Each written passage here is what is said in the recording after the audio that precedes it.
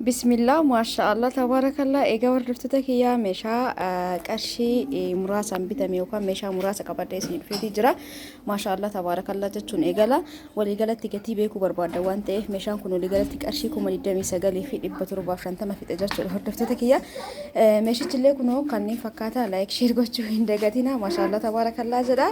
Egaa salaamtallee hin daganne. Assalaamu alaikum warahmatullahi wabarakaatu. Jirra jirtu hordoftoota siimbootu hundi keessanuu akkamii jirtan? Keessanii dalagaa afiyaan maal fakkaata sinjaana bira bareeda alhamdulillah isin biras bareeda katee abdiin qaba. Egaa itti aansuun meeshaa agatii kana qaba dalfeetiin jira maashaallah jedha. Egaa kallattiimaan jalqaba masoo birraa isin eegala. Masoobii waan hedduu takka na gammachiiseedha, hedduu takka bareeda. Bakka saayiziin isallee gara guddaa siqaa kaloggoomame. Egaa masoobiin kuni ka qarshii 4500 jedhamtu jira, ka qarshii 4300 jira, ka qarshii 3000 jira. Maal irratti hundaa tokkoffaa hodha irratti hundaaya. Maashaallah kaloggoomame illee gatiin isaa tokko miti. Hodhalleen akkasuma diqqeennaaf guddinillee murteessaa jechuudha. Gatii irratti kun amma gara guddaa siqaa guddaa nama jibbisiisanii miti. Viidiyoo irratti osoo hin taane qaamaan jechuudha. Hordoftoota kiyyaa wallahi hedduu akkanatti tole. Masoobiin gisee achitti ilaalan namatti hin bareedu. Baay'ee waan ta'eef achi yoo mana galteetiin ilaaltu garuu waa'u maashaallah laala hodhaan isallee murteessaadha. Hedduu akka bareeda gartanii maashaallah. Hedduu jaaladhee jira loggoomaa isin jedhee jira hordoftoota kiyyaa haasawa isinitti dheeressu. Masoobiin kuni qarshii 4300 hin bitame 4500 illee jira kawii xabaa eega qallatee hodhame akkasumas bakka akka ija nama guutuu fi kan gatiin tokko miti diqqaa guddallee akkasuma hodhaan isallee murteessaadha. Kakuma sadii illee jiraatu danda'a mi jira jechuudha ni illee argeera garuu ka ijji irraa buute bitee fi jira garuu dhugaa dubbachuuf warri meeshaan irraa bitattan gatii ana misinitti mee ol masoobii kan amma kirree akka duraan itti metti miti kabite qarshii 300 dabaltii godhate jechuudha. Hisaaba 4000 jedheetti mee 4300 bite garuu jechuudha. Hordoftoota kiyya itti aansuun immoo saanii waxii tana egaa akkanuma jirti ni beektanii haarawaa miti qarshii 1800 itti aansuun jookii kana jookiin kun jookii maayikaati. Burcuqqoo afur hojii dhufa burcuqqoo miti maayika jechuudha. Wanti kuni maashaallah garuu hedduu takka nama jedha bal'aadha.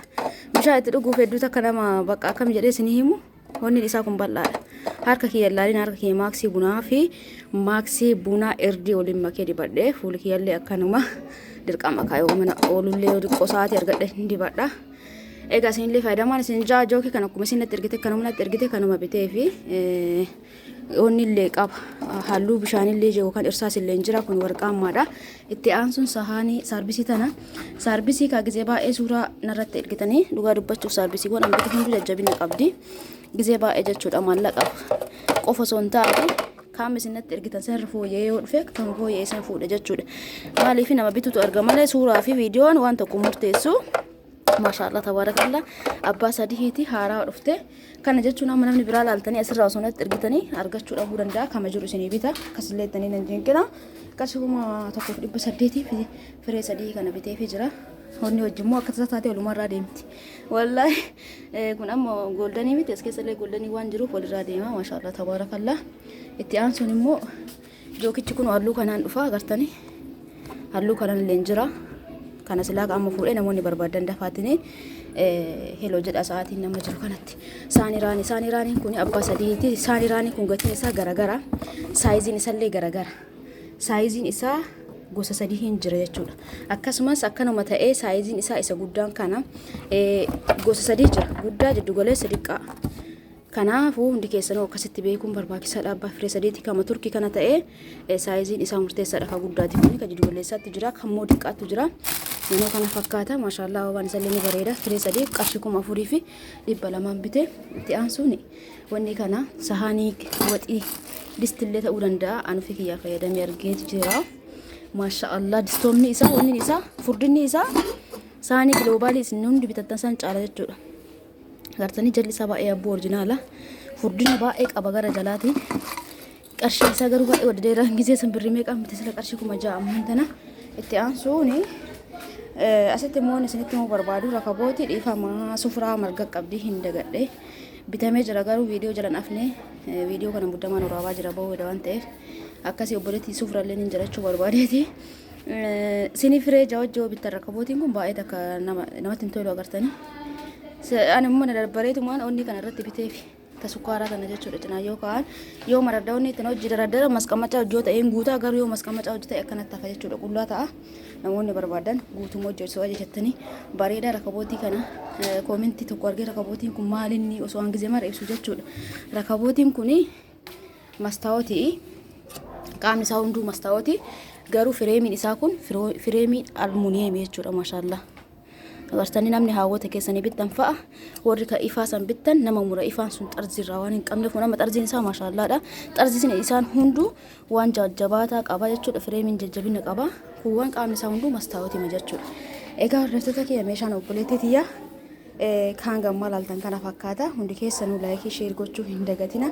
Namoonni meeshaalee mana keessaa barbaadan karaa waasaappiitiin heloo jedha. Gizee mana dhugaa dubbachuuf siimboo maaliif lakkoofsa kee hin kenne warri nagetta. Wallahi hin dagadha gizee maraa jechuudha. Xiyyeeffannoo kiyya viidiyoo irratti viidiyoo waraabee geessee irra kaa'aa jedha garuu hin dagadha jechuudha. Innaa namoonni waa barbaadan immoo keessa gadi seentanii viidiyoo kiyya duraanii fa'aa ilaaluudhaan achirraa iskiriinshaatii godhatanii dhufuu dandeettan kun rakkoo miti. Hawwaan dagadhuu fi xiyyeeffannoon kiyya hundi viidiyoo irratti jechuudha. Meeshaa kan amma yoo daraddaruu isa daraddareetiin viidiyoo gochuutti yoo dabale lakkoofsa kee kaa'uunumaa yaadadhu jechuudha. Hordoftoota kiyya kanaaf isin immoo warri barbaadan jala seentanii viidiyoo duraanii keessa illee lallaaluudhaan waan barbaadan narratti erguu dandeettan karaa waasaappiitiin namni itti qophii taatan. Akkasumas namoonni uffata barbaadan uffata ka barbaadan isiniif fichisiisuu danda'a.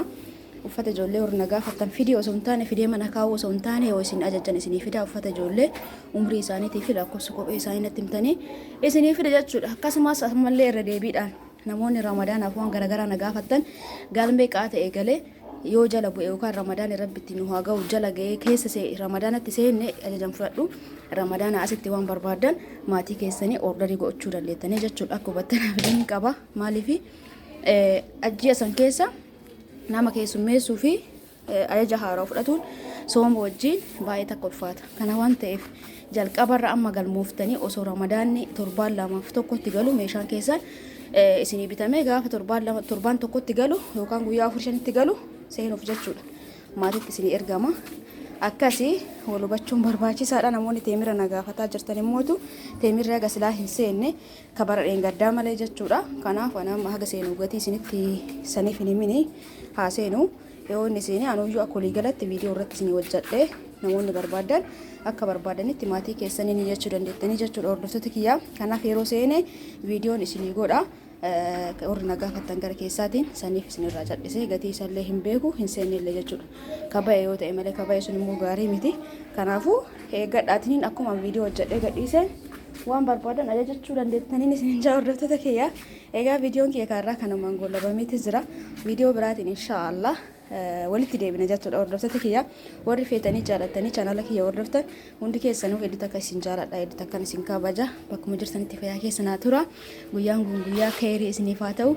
Namoonni qamisii garaagaraa isinii hodhisiisaa jiru obsaan eeggadhaa hodhaa hin beektanii mitiire hodhaa tokko gaafa ji'atti gaafa qaxartan ji'a lamatti nama waa torbaanitti gaafa isinii qaxartan torbaan lama yookaan sadiitti baha.